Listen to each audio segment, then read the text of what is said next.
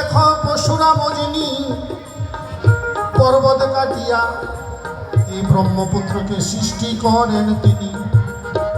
পশুরাম নিজের মাকে নিজে কাটে, নিজের মারে নিজে কাইতে পারলে কুড়াল তার হাতে আটকে যায়, কুড়াল আর ছোটে না। এই গঙ্গায় সেই গঙ্গায়, ওই গঙ্গায় কত রকম তপস্যা, কিছুতেই কুড়াল ছুটে না। মনের দুঃখে চলে যায় সেখানে। এক ব্রাহ্মণ একটা গাই আর একটা বাছুর নিয়ে জমি চাষ করে। আচ্ছা আচ্ছা, জমি চাষ করে মানে মার ছেলে, তা মাটা তো বুড়া, ছেলেটা তো জোয়ান। মাটা ওই ছেলের সঙ্গে হাঁটতে পারে না, মালিক খালি মারে পিটায়। মানে যদি কেউ মারে পুত্রের কি সহ্য হয়? ওই সাতটি বারবার বলে, মা সহ্য করা হলো ভারী, আমি কিন্তু এখনই ওই মালিককে মেরে দেবো, মা তোমার কাছে প্রকাশ করি। মা বলে, না পুত্র, আমাদের মালিক, তাছাড়াও ব্রাহ্মণ, এটা করা ঠিক না। কিন্তু মালিক তার কথা শোনে।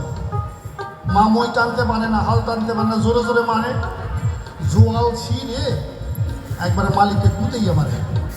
এখন মা বলে যে তোর ব্রহ্ম সাপ লাগবে, তুই ব্রাহ্মণকে মেরেছিস। আর ওই পশুরাম তার তো সাধনার বল, মা আর ছেলে কি কথা কয় ও কিন্তু বুঝতে পারে, শুনতে পারে।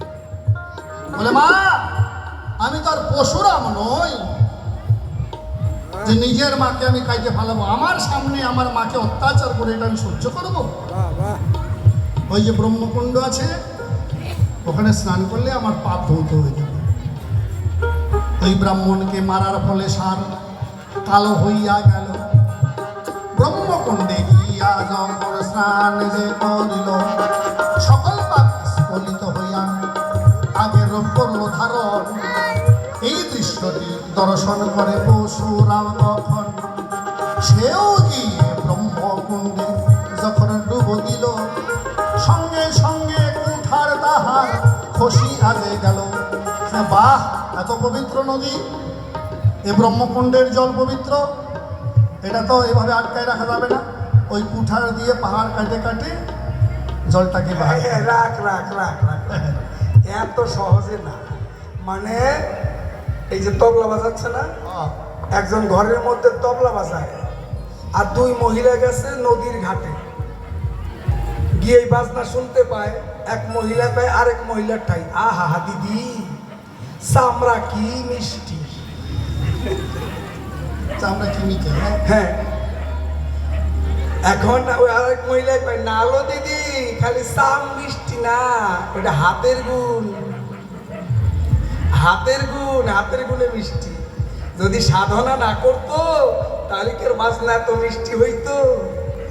ওই ব্রহ্মকুণ্ডে স্নান করলে খালি মুক্তি পাওয়া যায় না, 12 বছর এই তীর্থে ওই তীর্থে, কত তীর্থে ঘুরে ঘুরে পরশুরামের হাতের কুঠার যখন মুক্ত হলো না, গাছতলায় বসে পরশুরাম কান্না করে, আমি কি ভুল করেছি, আমি অন্যায় করেছি, 12 বছরের মধ্যে আমি পাপ থেকে মুক্তি পেলাম না, আমার হাত থেকে কুঠার ছুটলো না, আমার মনে হয় এই পাপে আমাকে মরতে হবে। ও মা, মাগো আমি তোমার কাছে অন্যায় করেছি, ও মা তুমি আমাকে ক্ষমা করে দাও।